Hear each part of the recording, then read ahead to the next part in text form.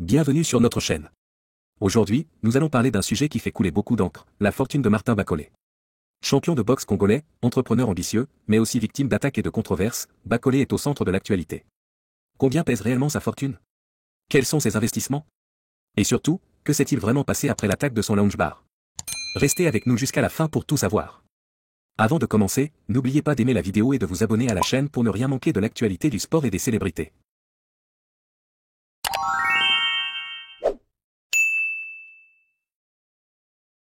Martin Bacolé, originaire de Kananga en République démocratique du Congo, s'est imposé comme l'un des boxeurs les plus redoutables de sa génération. Avec des combats marquants comme sa victoire écrasante contre Tony Yoka en 2022, il a réussi à attirer l'attention des amateurs de boxe du monde entier. Mais la boxe n'est pas seulement une passion pour lui, c'est aussi une véritable machine à cash. Pour son combat contre Tony Yoka, il aurait empoché environ 500 000 $, une somme conséquente pour un boxeur en pleine ascension.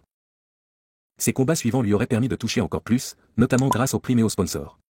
On estime qu'au fil de sa carrière, Martin Bacolé aurait accumulé plusieurs millions de dollars.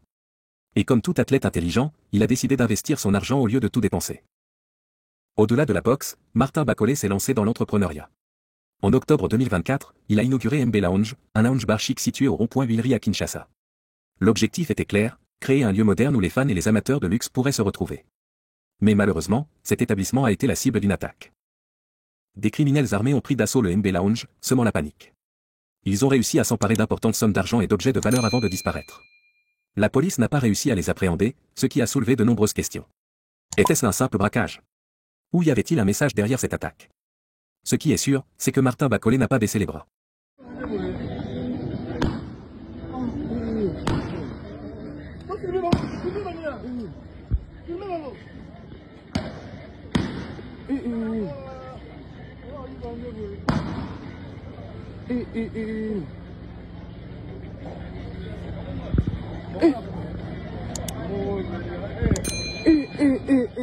Quelques semaines après cet événement, il a annoncé un nouveau projet ambitieux, le MB Malancel.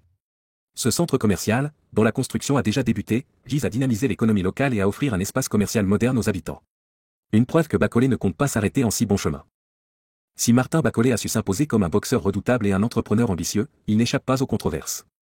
Son récent combat contre Joseph Parker, qui s'est soldé par une défaite par KO au deuxième round, a laissé un goût amer chez ses fans congolais.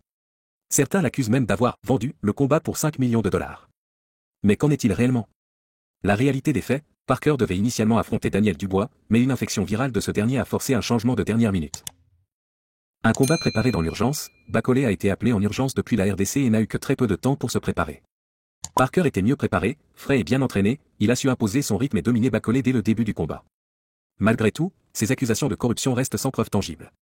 Mais elles ont suffi à ternir son image auprès de certains fans. Déjà,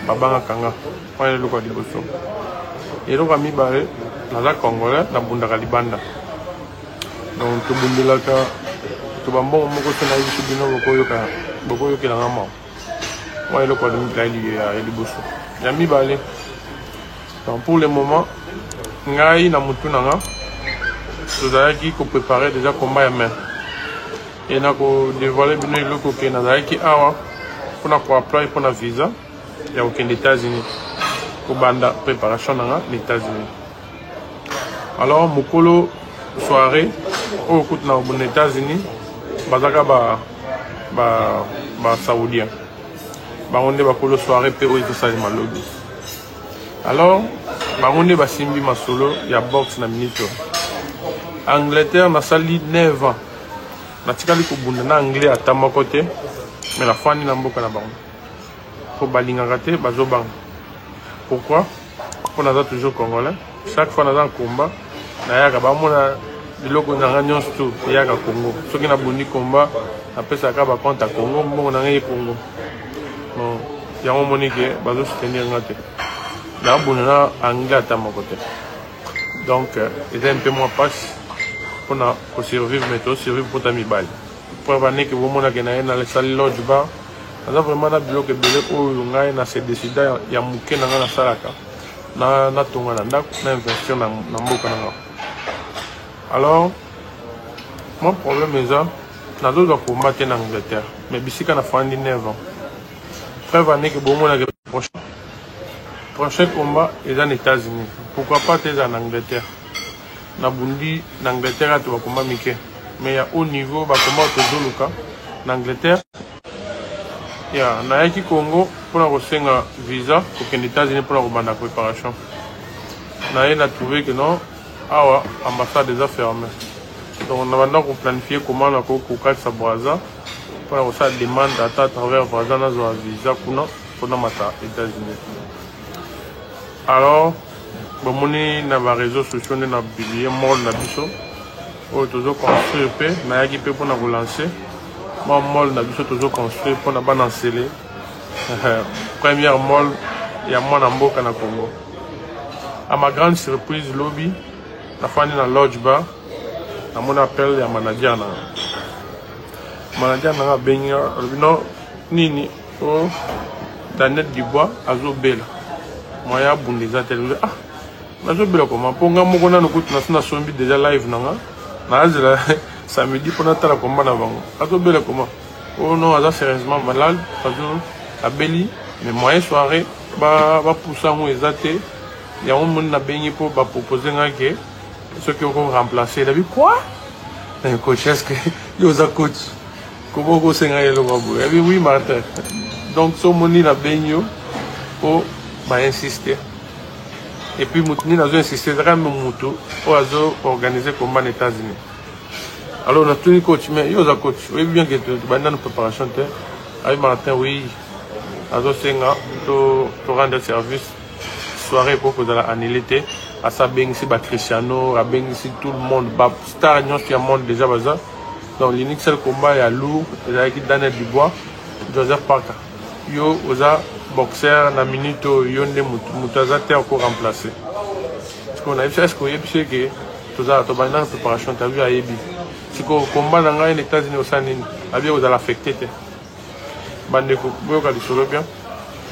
Ah oui non, comment on a affecté donc nandima na rendre service boy nazolo be na bino bande ko na boy mi chape place na muto yonde akangi masolo na minute na mona box donc yende muto apesi ngai combat États-Unis a promettre qu'il y a 3 combats azo senga ngai service donc na ko sala nini selon bino naza na entraînement te na banina no ka préparation te.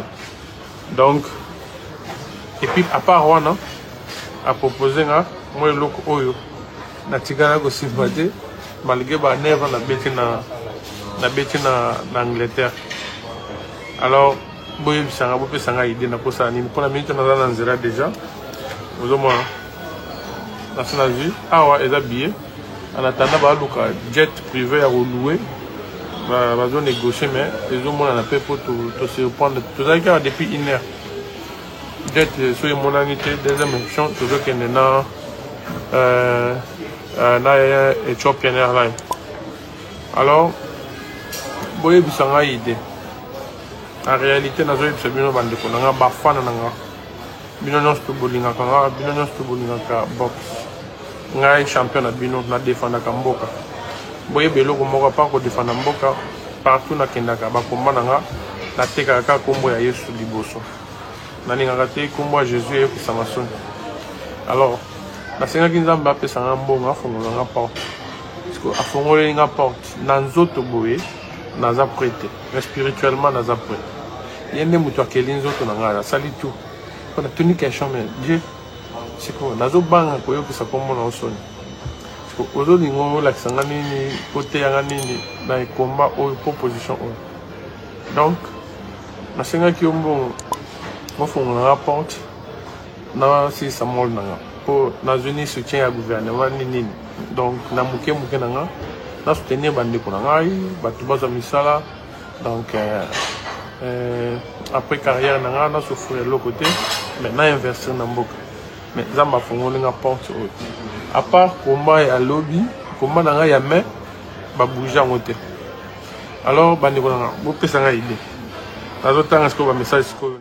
Avec ses gains en boxe, ses investissements et ses projets, Martin Bacolé pourrait avoir une fortune estimée à plusieurs millions de dollars. Voici un aperçu de ses principales sources de revenus.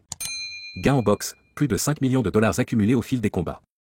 MB Lounge, un investissement de prestige à Kinshasa, malgré l'attaque subie. MB Mal, un projet en développement qui pourrait lui rapporter gros à l'avenir. Sponsoring et partenariat, comme tout athlète de haut niveau, il bénéficie de soutien financier d'entreprise. Mais avec ces gains viennent aussi des dépenses énormes, entraînement, staff, voyages, investissement. Sa fortune est donc en constante évolution. Martin Bacolé est bien plus qu'un simple boxeur. Il est un entrepreneur, un homme d'affaires et un battant, qui ne recule devant aucun défi, même après des coups durs comme l'attaque de son lounge bar. Son ambition avec le MB Man montre qu'il voit grand pour l'avenir et qu'il ne compte pas s'arrêter là. Mais sa récente défaite contre Joseph Parker et les accusations de corruption montrent aussi les défis qu'il devra surmonter pour regagner la confiance de ses fans. Et vous, que pensez-vous de Martin Bacolé? Est-il un futur grand champion ou un homme d'affaires avant tout? Dites-le nous en commentaire. Si vous avez aimé cette vidéo, n'oubliez pas d'aimer, de vous abonner et d'activer la cloche de notification pour ne rien rater. À très bientôt pour une nouvelle vidéo sur notre chaîne.